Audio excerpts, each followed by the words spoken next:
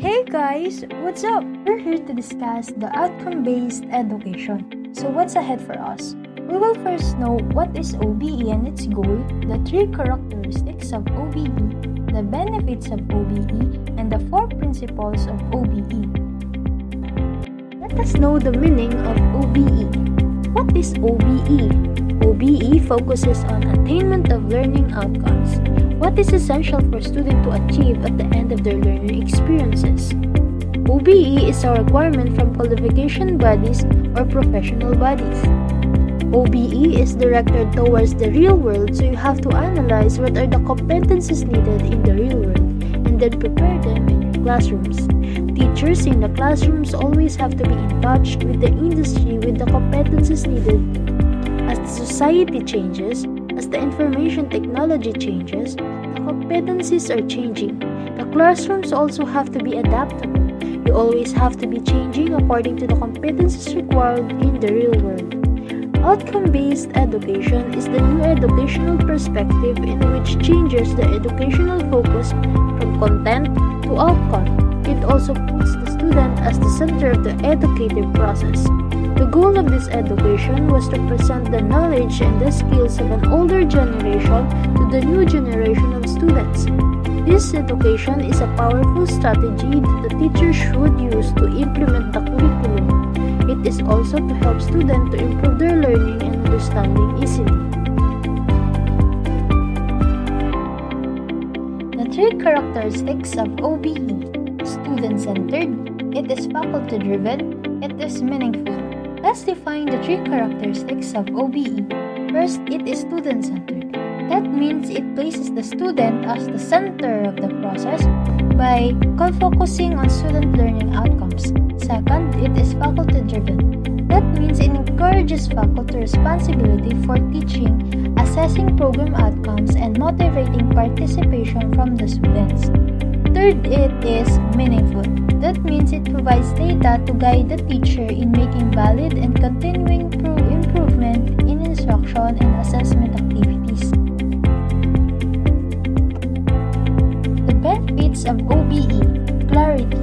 Students have clear understanding on what are expected on them at the end of the course. Flexibility. Using various teaching methods and assessment techniques.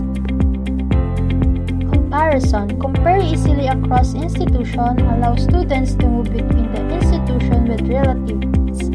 Involvement. Students are expected to do their own learning to gain full understanding on the material.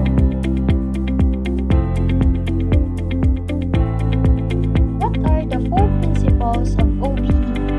To facilitate our remembering, it is better to write and order this as CED: clarity of focus, high expectations, expanded opportunities, design down. Reordering this doesn't affect the full process according to Maria Lourdes Salvation. What is clarity of focus? It has to do with identifying our outcomes. Focus on the outcome of significance, choosing your goal. This means that everything teachers do must be clearly focused on what they want to know, understand, and be able to do.